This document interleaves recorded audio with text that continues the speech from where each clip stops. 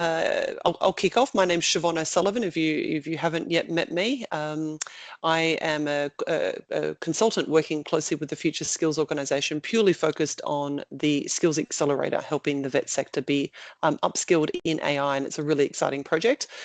Earlier in the project, we kicked off a solution around a starter kit for those that are looking for direction and policies and templated tools to get started. And that has curated a masterclass. And Ray Fleming, who I'll introduce shortly, will be taking you through this afternoon session. So yeah, if you haven't yet downloaded it, we did send a follow-up meeting reminder, I think yesterday or the day before, just to download the starter kit. So hopefully everyone has the starter kit handy. If you haven't, there is a QR code and a URL there to do that now. That would be ideal. A couple of other titles coming through: Ray, Solution Architect, and also the Director of an RTO coming through as well from WA. Okay, well, I might go to the next slide if that's possible. Just before we kick off the masterclass, I would like to do an acknowledgement of country. I'm calling in from Sydney, and I'd like to acknowledge the Gadigal people of the Eora Nation and pay my respects to the elders past, present and emerging, and also acknowledge that we are all calling in from all parts of Australia, and respect to First Nations people all around the country. Okay, next slide. Thanks, Ray. Okay, well, this would be the perfect time to hand over to our presenter today, our masterclass facilitator, Ray Fleming. Ray has been integral to the delivery of this solution, hence the reason has been selected as a presenter, and is also a member of the Skills Accelerator Technical Advisory Group, similar to sort of advisory governance group that we have within the Skills Accelerator. So I'll hand over to Ray. Thanks very much. Super. Thanks, Siobhan. Let me just start off with a couple of housekeeping things. I am not going to keep an eye on the chat because I can't keep the chat on the screen along with everything else that I want to keep on the screen. And so do ask questions and the team will stop me and interrupt me as we're going, because I would rather that we're answering questions as we go through. If it's a question that I answer later, then great, I'll just say that and we'll come back to it later. So that's the first thing. The second thing is, this is not 1 3-hour session. Good God, that's no good for me, let alone anybody else. So we've broken it down into 2 parts. The first part, which is, I think, going to be about 60 minutes, is running through the AI Governance Toolkit and talking about how it's intended to be used and what's in it. And then we're going to take a 15-minute break for me to recover my breath and get a cup of tea. And then we're going to come back where we're actually going to go through each of the components of the toolkit and look at how they're created, but also talk about advice about how to use it.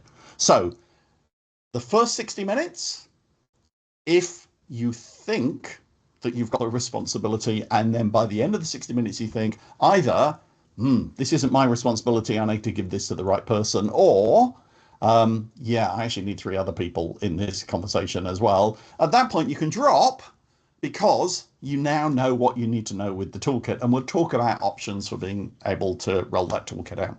Now, having said that, I'm not going to look in the chat box. I want to ask a couple of questions and get you to put replies into the chat box. So I guess my first question is, have you downloaded the toolkit? So yes, no. And as the second part of that question is, have you looked at it? Have you read it? No shame, no judgment. It's just in order to help me work out how far people have got. So just in the chat box.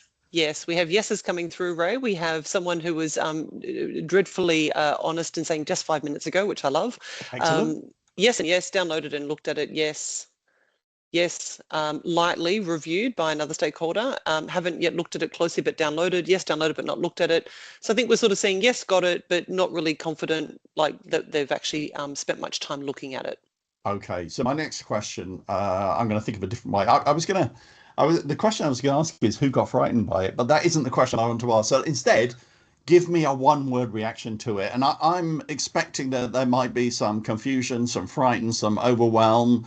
Probably confidence might hit in there, but just a 1 word, how are you feeling about the situation? And again, this is going to be super helpful for me to try and make sure that you get out of the first 60 minutes at least with something useful. So feeling good is one of the first ones. Bit time poor from another Mm. stakeholder. Great kit for feedback. Excited, great kit, curious, confused. Thank you. It's good. It's great. The candidness is great. Time constrained. Agree. Bit time poor. Excited but a little bit scared. Yep. Great comment. Oh, I think all of those descriptions match exactly the feeling that we had as we were creating this toolkit as well. Yeah. Yeah. I think we went through every one of those emotions. Okay. Look, before I start talking about the toolkit, before I start getting into the detail, I think it probably is a good idea to tell you a little bit about me first, because you're going to be listening to me, and the first question you've got is, why on earth should I be listening to Ray? So here's my background. Actually, this is the most interesting thing is you do realize it's only been 3 years and 79 days since ChatGPT launched. If you think of any other technology, it wouldn't be making the massive changes in an industry sector like education in such a short period of time. Like even the internet took ages to have the kind of impact that we are seeing profoundly in education at the moment.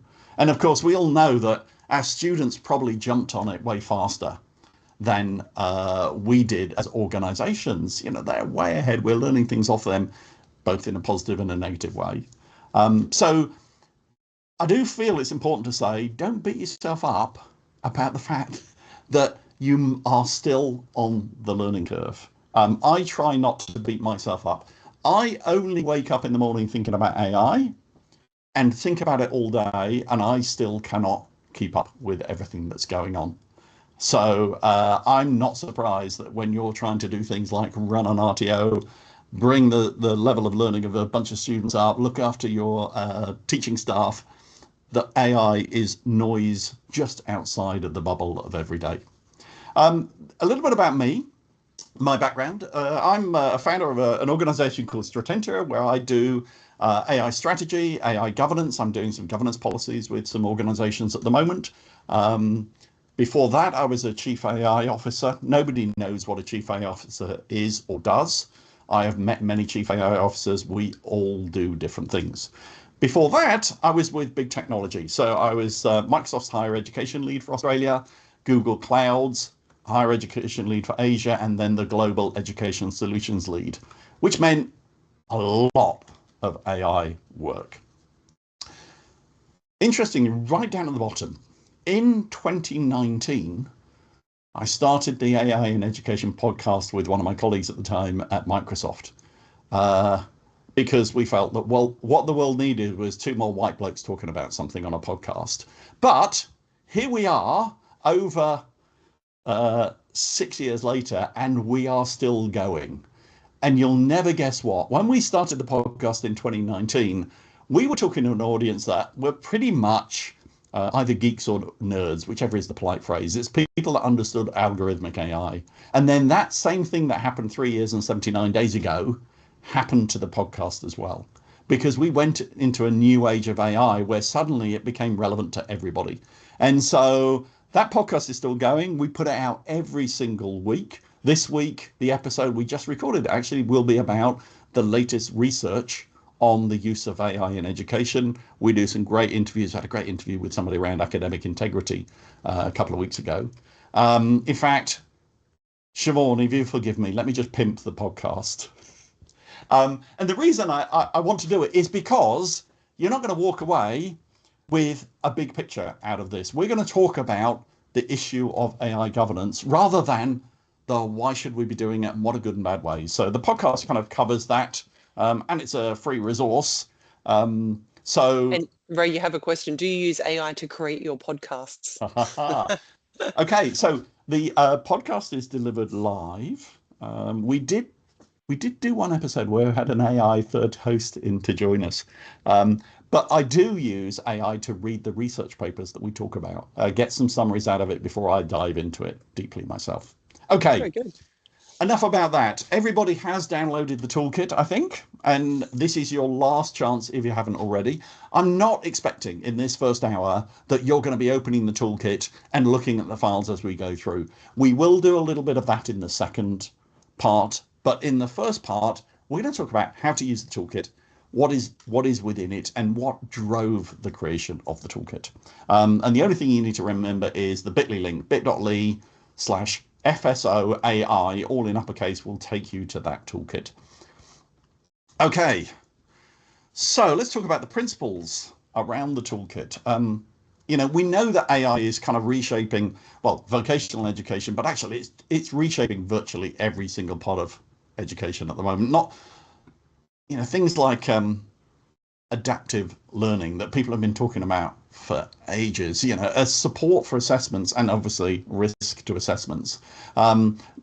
People doing learner analytics in a new way.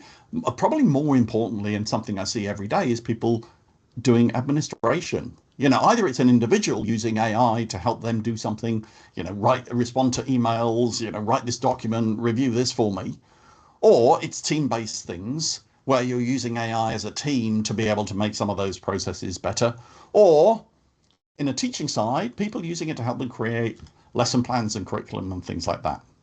But the challenge that exists is that that level of AI adoption without any governance creates a whole load of risk.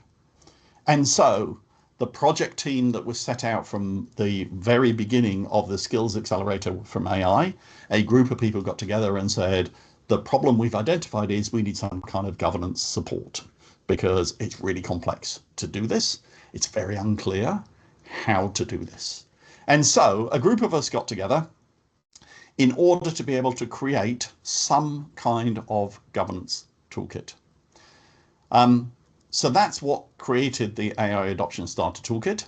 Now, what we've created is built for an RTO, kind of small to medium RTO, with an intention that you can always build on top of it to add extra bits to it. If you're a larger organization, or for example, if you're a TAFE, then it can be expanded out to cover some of the requirements that you have as TAFE that an independent RTO will have. And then we've based it on a lot of work that's being done by the other organizations. There's a National AI Center have a guidance for AI adoption. And so we have used that as a foundation base for the work. But then we've looked at, okay, what is the legislation around this? And most of that is around the Australian privacy principles. So how do we make sure that that's all baked into it as well? And then we wanted to make something that was modular and flexible. So you can use all the components of it as one complete kit, or you can use parts of it. And you can choose based on your size and your maturity and what you've got going on inside your organization. And most importantly, we believe you don't need to be an AI expert to use the kit. Really important. Okay, the project team. So we pulled together a project team. This is the main members of the project team. It's a little bit like a university project. So a bunch of people came in at the beginning of the project and said, yeah, sure, I can give an hour a week towards this. And like many university assignments, by the end, we were down to a small group of people working on it. But we did manage to pull this all together with a lot of help from all the people that you see on the screen. There were a couple of others as well, I'm sure I've left off. So what it means is we had a very diverse set of inputs and discussions about the toolkit. I'm going to be taking you through the toolkit today because I think I probably know it better across all of the parts, but it was created with the input of all of these people here and then released through the FSO as an open access kit that anybody can use. Okay, so who's the toolkit for? As I said at the beginning, it's for RTOs, but it is also a basis that can be used for other organizations. And it's really for leadership and boards because they are the people that carry the responsibility to make sure that AI governance is set up correctly. And they are the ones that understand the compliance obligations. But we think it's also really useful for quality teams, teaching and learning teams, because we're going to end up embedding AI into training design. It's going to be embedded into assessment. The academic integrity is going to be an issue because of the use of AI, whether the organization uses it or the students use it. So it's relevant to them and written in a language that is accessible to them as well. Quite often, AI governance crosses the boundary into IT as well. So the IT and digital teams, this is useful for them and written in language and processes that they will understand. So we've tried to make it relevant to as many people as we can, but it is very, very focused on the issue of we need some AI governance. We need to make sure that we have compliance with the requirements. So what are the requirements and what compliance do we need to do? I'll add a personal opinion to this as well. I think that over-compliance has got a cost, and therefore we have not tried to boil the ocean.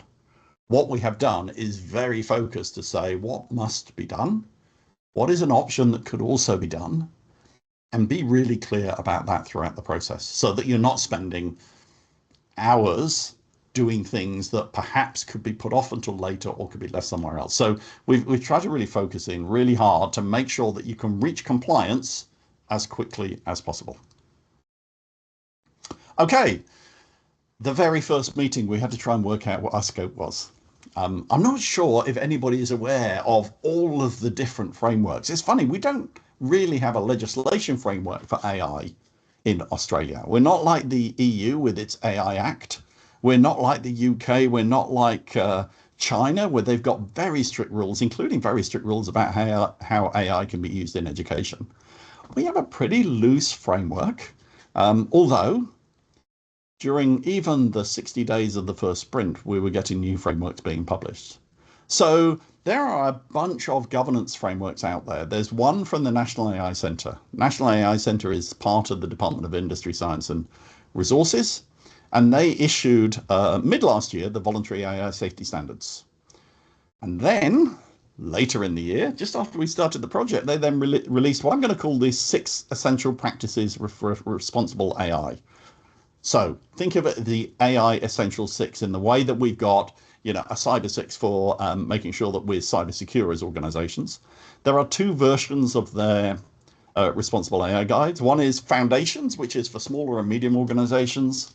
And the second is implementation practices. Once you've got those foundations in place, then you can move on to the other things.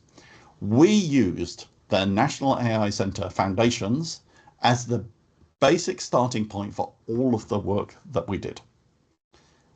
So what we added to that was other requirements coming from other regulators around the RTO and vet space, and also context for RTO, because if you've got a general set of policies for a business, for example, it isn't thinking about students, where there is a different relationship than there might be with customers. Now, that's one set of information. The Digital Transformation Agency, part of Commonwealth Government, they have a policy for responsible use of AI in government. They have an impact assessment tool. They have specific guidance on procurement and things like that. And then once you get to individual states, each state might have policy. So in New South Wales, for example, there is an AI ethics policy for public sector use of AI. There is a very extensive AI assessment framework. Now, if you are in a TAFE in New South Wales, you're an agency of government, that AI assessment framework has to be used. There's an expectation of the auditor that it'll be used. But if you're in a private RTO, you don't have to follow it, but you might want to adopt some of the practices for it. And that same situation exists in all of the other states and territories. And then add on to that, from the Office of the Australian Information Commissioner, there's guidance on privacy and use of AI, and of course the privacy legislation and the Australian privacy principles. And then looking outside of I guess, government and public sector, we've also got things like Microsoft's Responsible AI Impact Assessment Framework and Google's Secure AI Framework. And they don't all necessarily match. So part of the decision making in terms of being able to get governance in place is making some decisions about which to follow and which not to. And that is the kind of discussion that we had within the working group in order to be able to put all the different perspectives together and go, okay, I know we could do this, I know we could do this, but what must we do? And let me show you on the next slide the picture that we came to. Our principles are that there is a legal requirement, the yellow band, and that's mainly around the Australian privacy principles and privacy legislation. The second layer is guardrails. These aren't legislated, but they are good practice guardrails. And the main guardrails available to, nationally are the National AI Centre ones. So those are the guardrails that we work for. And then there are state policies. And in some states, it applies to agencies. It may or may not to apply to TAFE, for example, in your own state or territory. And so the toolkit is the left-hand box. It is built for RTOs, and it takes account of the legal situation and the National AI Centre guardrails and requirements from regulators like ASQA. But it doesn't go down to the level of state policies, but within the documentation that's there, there's some support information on how to integrate those into it. So we've left it very open to be able to integrate it in, because if you're a TAFE, for example, you're going to want to follow the policies in your state. And so, gosh, this slide is hopeless. I can barely see it. I'm not sure if you can. But basically, when you get the PDF of this afterwards, this is probably when it's useful. This lays out the templates that we started with to create the toolkit. So we have from the National AI Centre, we have an AI screening tool, but it doesn't really work for vocational education. We have an AI policy template that could be better for vocational education. And we have an AI register template. So what we did was, where possible, we used that as the basis and for TAFE. Okay. Siobhan, I'm not watching the questions. Are there any questions that come out of that? Because I'm going to pause for a second while I breathe. No, not at the moment, but happy for anyone to throw in a question into the chat if you do. I'm just trying to assist one of the stakeholders attendees with the access to the pack. So just doing that in the background. But feel free to add any questions or comments so far. Okay, I'm going to just take a breath while I give people a chance to type. Yeah.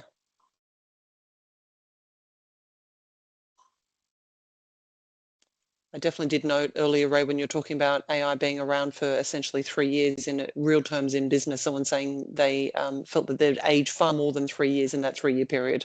That was quite funny. Any comments, thoughts?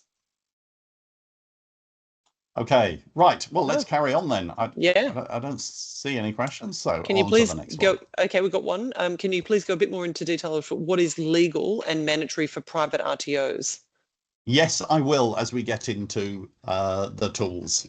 I will definitely do that. You will leave this session with those answers. Okay, so I think this summarizes where we are. So first of all, it's RTO centered. It's not a one size fits all for everything. It's aligned with regulation, but it doesn't replace judgment. You can't just tick a few boxes in this toolkit and go, oh, that's it, we're done. There are judgments you'll be making about your own situation, about what to include, exclude, how to, what you want to describe, how you want to do things. So unfortunately, it's not a tick box exercise. We've tried to leave it in as much plain language as possible. I think we'd love to get feedback on that if there are things that we can do. Another principle behind it is that we're assuming that in high-risk uses of AI, it is more likely that you will have a human in the loop. So, for example, if you are making a decision about whether a student has met the criteria or not in order to give them a qualification, that you're not going to AIify the whole process and take the human decision-making out of that loop. AI might help you make the decision, but ultimately the decision will be made by a person. The fifth principle is that this whole process is a continuous improvement one. Unfortunately, it isn't a set and forget. And a great example of that is during the preparation of this toolkit, 2 of the big frameworks changed, and we had to go back and change the contents of the toolkit. So I'm guessing that probably somebody will wait until we hit end event for this webinar, and then they'll issue another framework that's got to be integrated into it. So it's about getting up to date and then sticking with it. And then I think I've talked about this a number of times. We centered on the National AI Centre's AI 6 as being the principles that we were going to work with. Okay, I've just seen a comment about the Microsoft and Google frameworks. Why are they not aligned? Well, it's because people are all developing their frameworks at different times. And so they come out and they might have a different agenda. So, for example, Google probably does a lot more consumer. Microsoft is more enterprise centered, so they'd be thinking about different things as being important to them.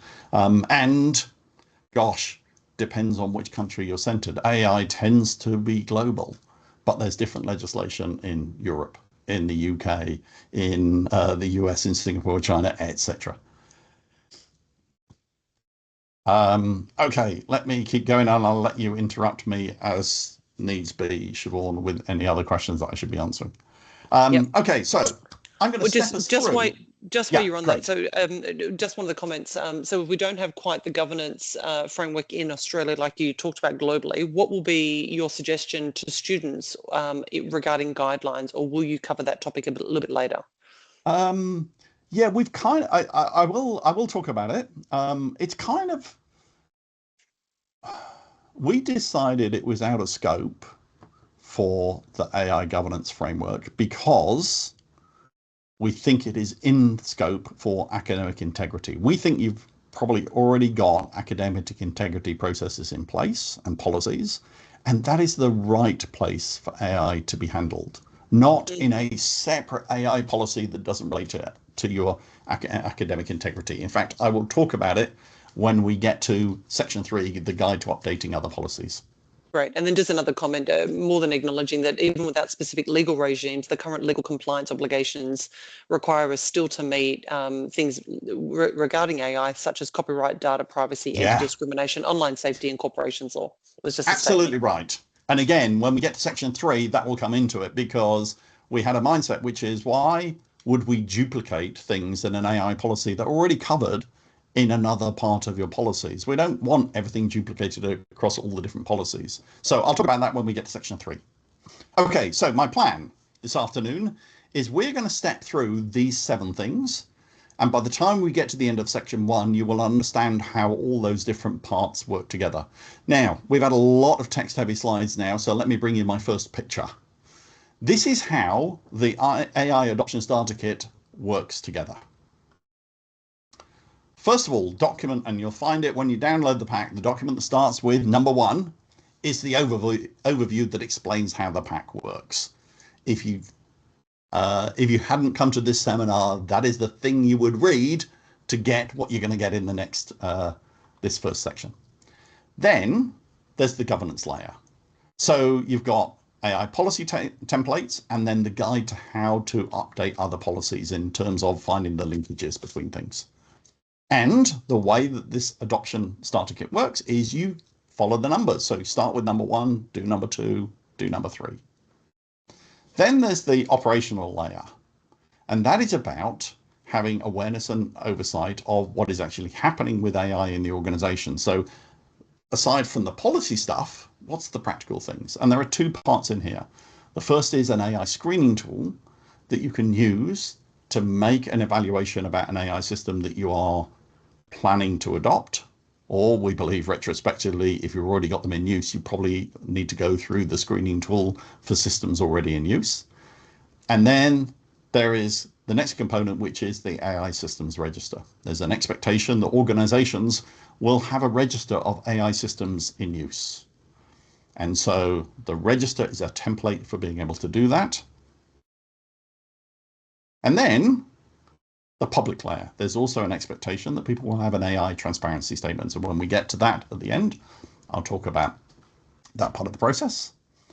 Now that is a follow the numbers 1 through to 6. If you follow those processes through, you then have some governance in place. Now, we also have a different way of looking at those tools. I think it's probably more if you are starting your governance from often from the kind of CIO and seeing it as an IT part, then we have an adoption tracker process. And again, I will explain exactly how that works. So those are the components to the AI adoption starter kit. It's a series of, as you can see, spreadsheets and Word documents. Now, it might be that there are better ways to publish these, but we felt that spreadsheets and Word documents were the most accessible to people. And I'll talk about how you might use these in other formats, but we wanted to make it as accessible as possible to as many people as possible. Okay, so let's step through the process. And let me explain what is in each of these components. So first of all, the overview component.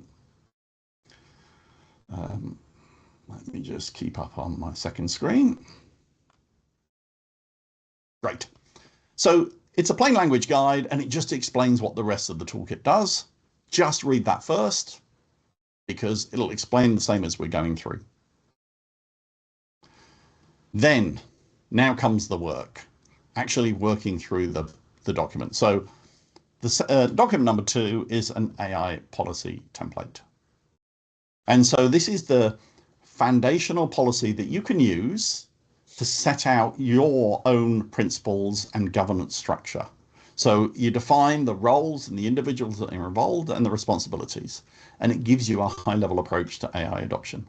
Now, this is the anchor policy that kind of relates to all the other initiatives you've got going on. We have used the National AI Centre's template for this, and the work that we have done, in addition, is to provide you with specific context for vocational education. So, for example, the example I used was, linking it to, well, students exist in an organization, so how does that exist?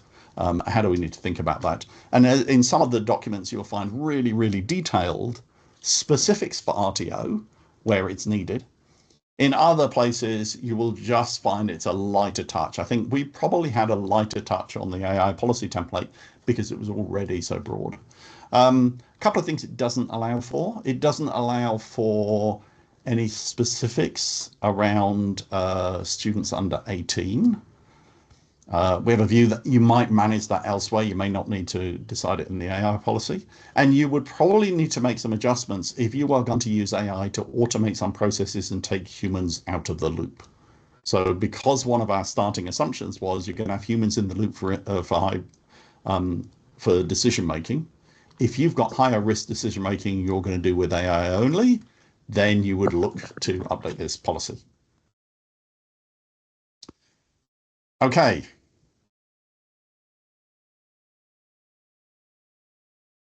So what it covers, I don't need to tell you this because you can read this, but it covers a bunch of different areas.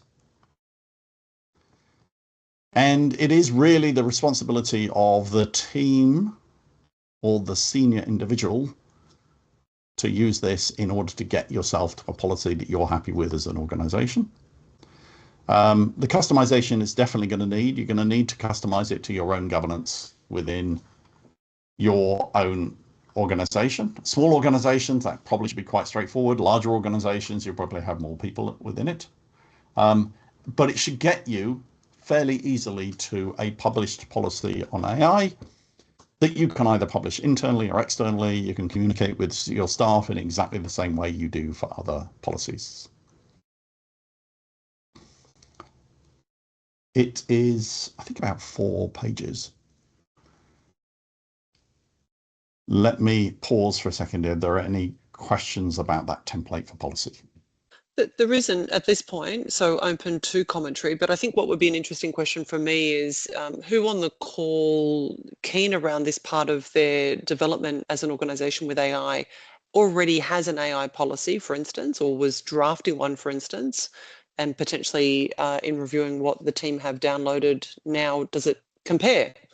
Similar, different, or do you not have a policy at all? I'd be keen to sort of see where people are at within their evolution. Yes, we have policies. Thanks, Angie.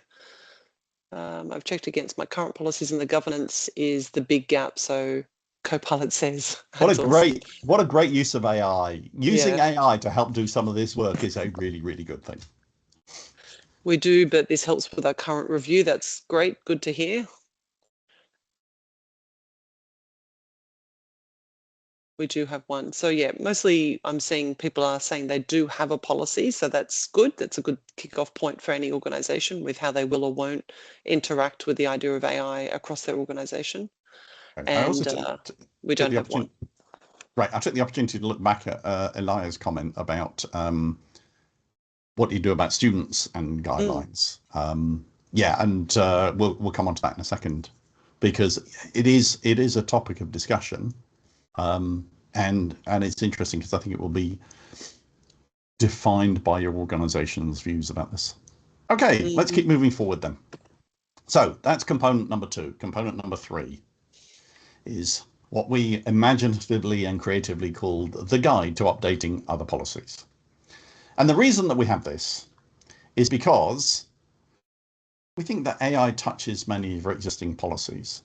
And what we thought is this is really helpful to give you some pointers to which of your policies might need updating, and to give you templates for what you might add or clarify in your existing policy. So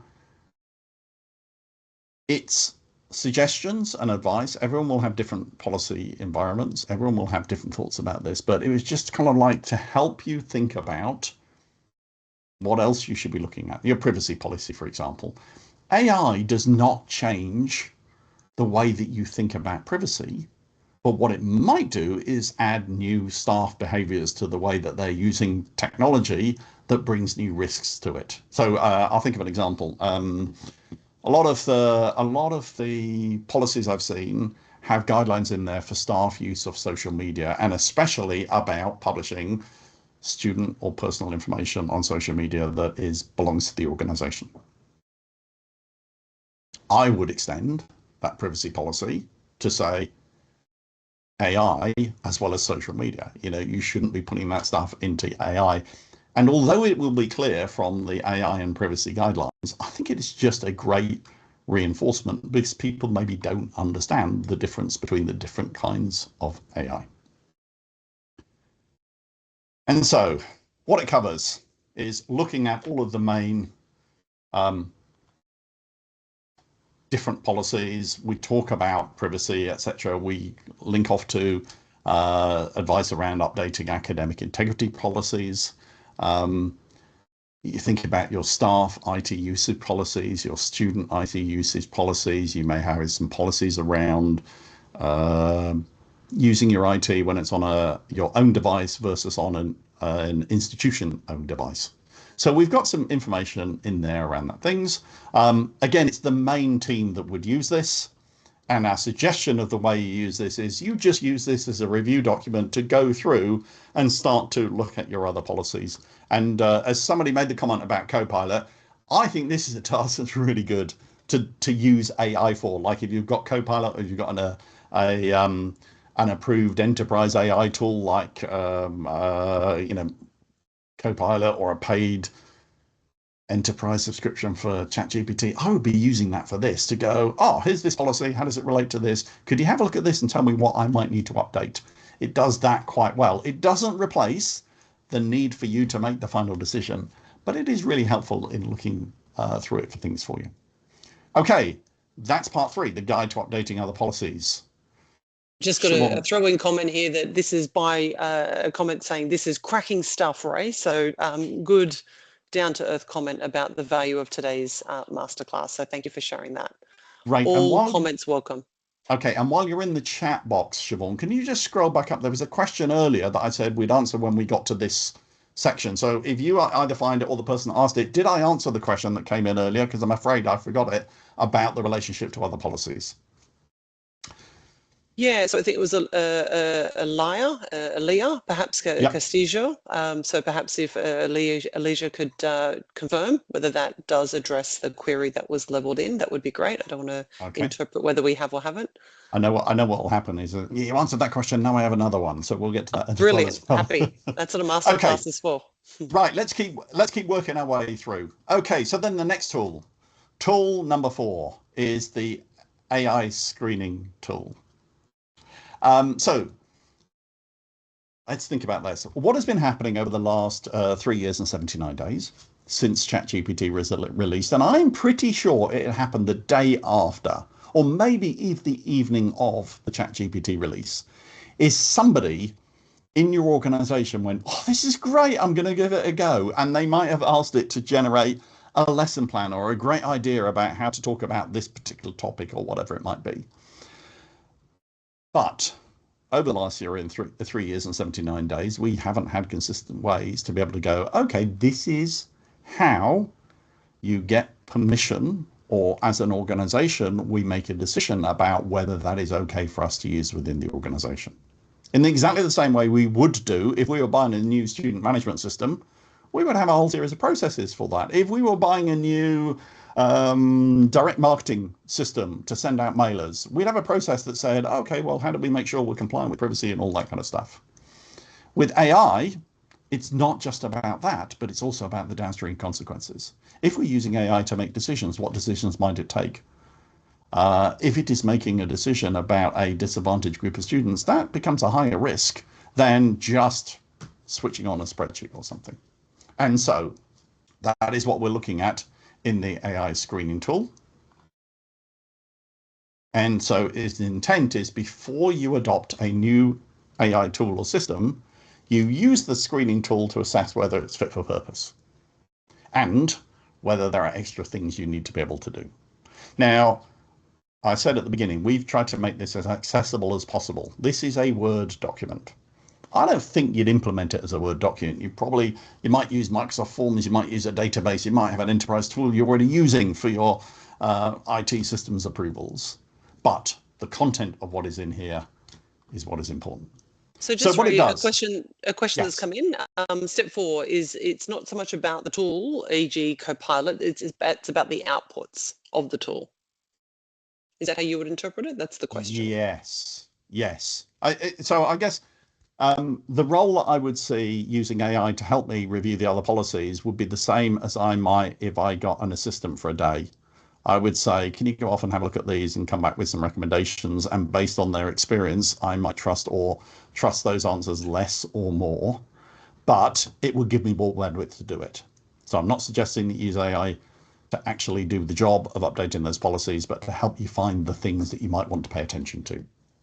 Great, thank you. Okay, so the AI screening tool is designed to give you a structured set of questions to allow you to evaluate a potential use of AI, or to go back and evaluate your existing uses of AI. We're using the National AI Centre questions with some flavors and some examples in there, so that when we give an example, when we use one of the questions, we give an example of what that might mean in an RTO. So for example, I'm pretty sure one of the examples in there is RPL. Thinking about decision making and processing information using AI to help with the RPL process is a really good example. Obviously, it's not in the National AI Centre documentation because people outside of vocational education don't do that. And that's a good example of where we brought very specific information into this. So the ideal use of this tool is when somebody is proposing using a new AI tool.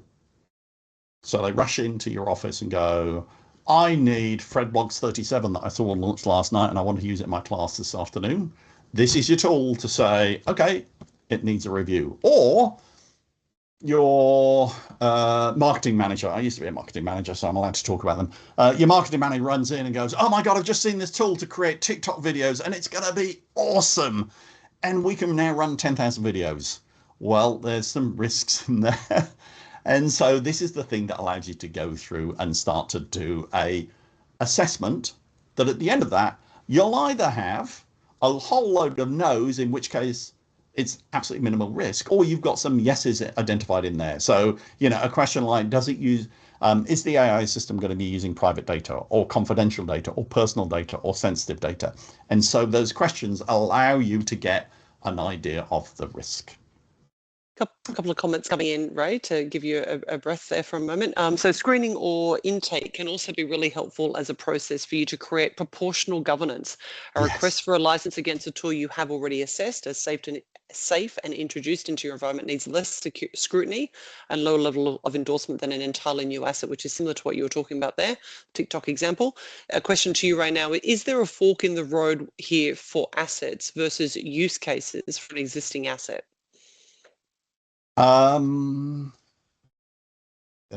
Gee. Okay. I'm going to say it's a complicated answer. And the reason it's a complicated answer is a lot of the frameworks for AI assume that you pick an AI tool and use it for a single use case. Mm. And the reality doesn't reflect that. You don't use Copilot just to build an agent to help you respond to emails. You use Copilot for a whole series of different things. And so part of that review process has to be looking at some of the edge use cases it might do to help you to assess the risk that's involved. And the next step in the process actually helps you to do that. But I think when you're doing an AI screen for a tool, it probably pays to think more broadly if it's a general use tool. I don't think even the different government frameworks in the Commonwealth and the states doesn't really effectively handle really well that potentially you could buy a tool like Copilot and use it for 150 different things. Some of them imply that actually every one of those use cases has to be reviewed individually, which I don't think is realistic. So it's a bit of a gray area, I think, at the moment. So I would recommend that you think more broadly about the open-ended tools like Copilot or ChatGPT, and look at some of the scenarios and then build in, and we'll talk about this in the next stage, some restrictions on about how it might be used. Okay, That's how we thought about it in here. A couple of the comments. Vanessa's just sort of sharing, you may have a screening process as part of a creation of a third-party preferred supplier. So it might be just that you have to adapt this depending on the vendor. And Gabrielle's leveled in a question. You have not included a question on the ownership of IP in the screening questions.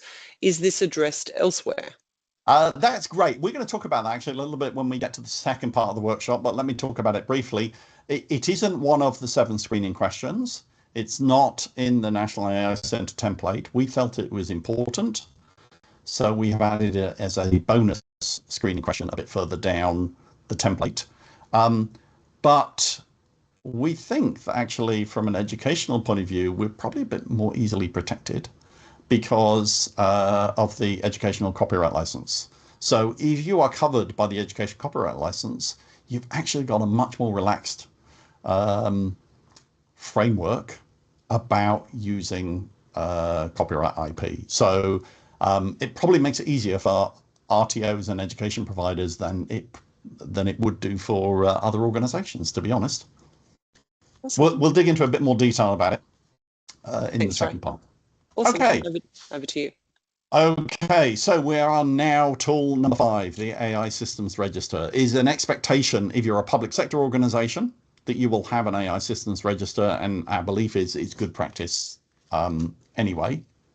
And the AI Systems Register is merely a place where you know what AI you are using, and in there you've got information about it. So again, for accessibility, this is a spreadsheet.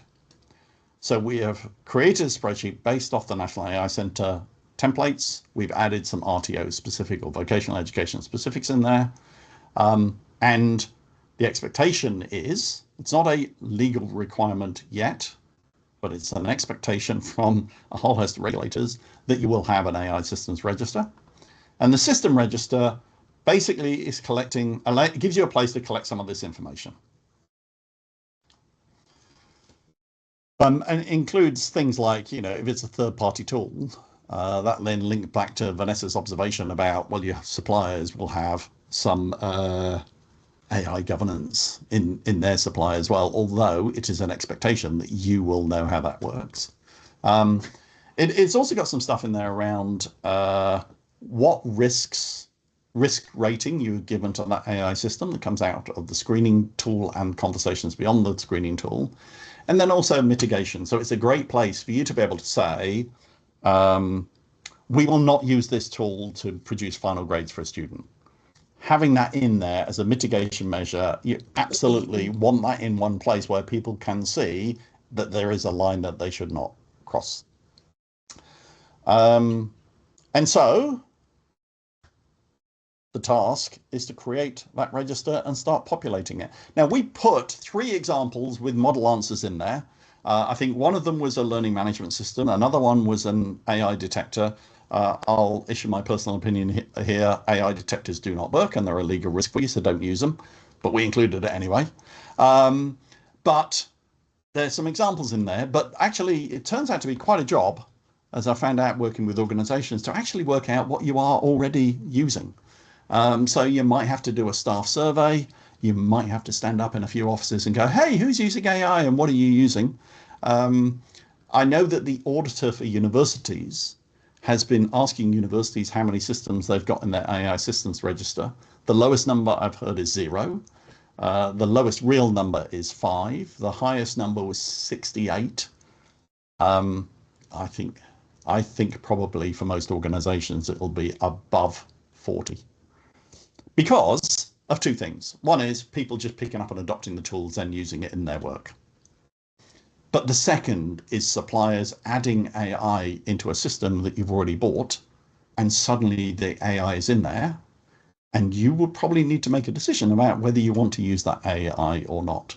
And it could be something as complex as your student management system that's got stuff in it, to LinkedIn Learning. LinkedIn Learning uses AI to make recommendations to students or to your staff. So if you are using LinkedIn Learning for your staff's professional development, that's an AI system that's in use in your organization. So goodness, that list can be endless.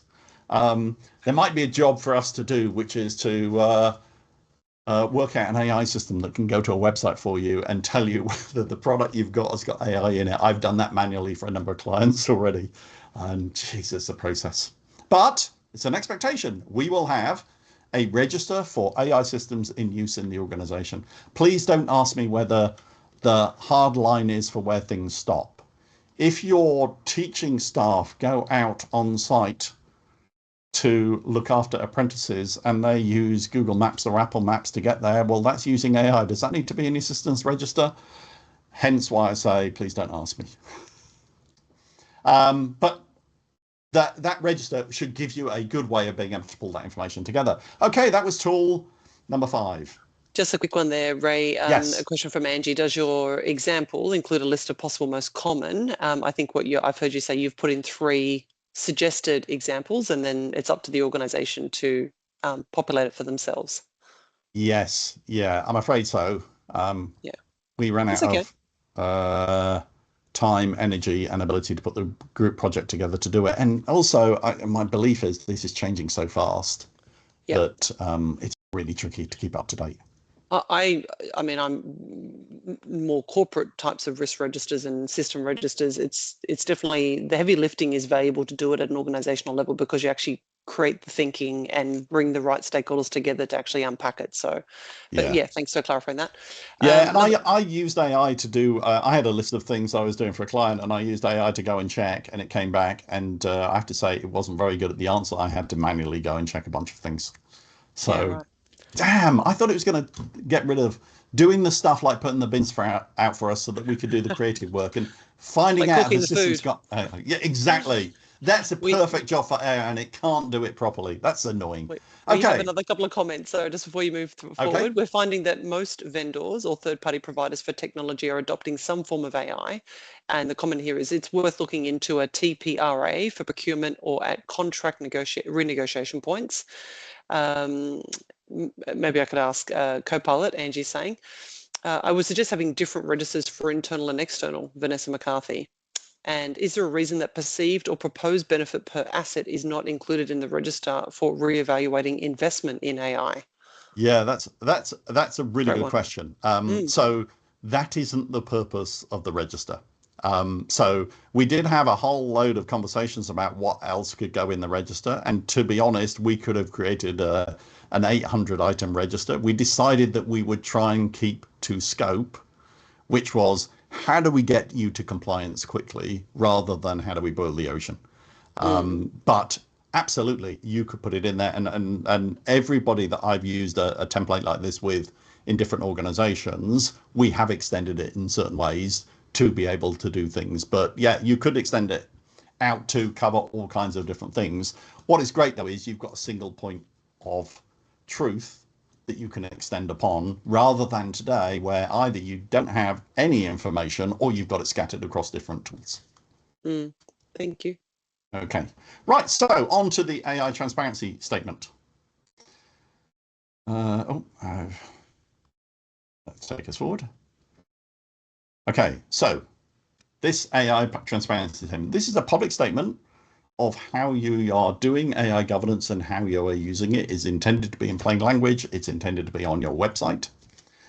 It is not a legal requirement that you have it, but there is a whole expectation that you will have it. If you are a public sector agency or a public sector organization at Commonwealth and state level, there's an expectation you'll have it. So ASQA have it, TEXA have it. They vary in the quality and detail of what is in there. We used the template from the National AI Centre because it's a great template for the statement, but we added a lot of information about scenarios you might be using in vocational education. I would say that the template provides you with a start to delete information from. Oh, we don't do that, we don't do that, we don't do that. Rather than say, oh, here's a great template, what else do we add? It's a great way to be able to go, here's the long list, now how do we create the short list? It's also a commercial and compliance decision for you, how much information you want to put into your transparency statement. So, for example, if you're a New South Wales agency, there is an expectation that you will disclose use cases. If you're a Commonwealth agency, it's an option. I think if you're a private organization, you may not want to disclose too much about use cases because it's a competitive advantage. So I think the template that we've created for you is the long list. You then create your short list from that. The template is 5 times the length of the ASQA transparency statement. That's a good example of how much you might want to take out of it. But easier for us to create the long one and then you block the bits out than to leave you guessing what should be going in there. And so here's what it contains.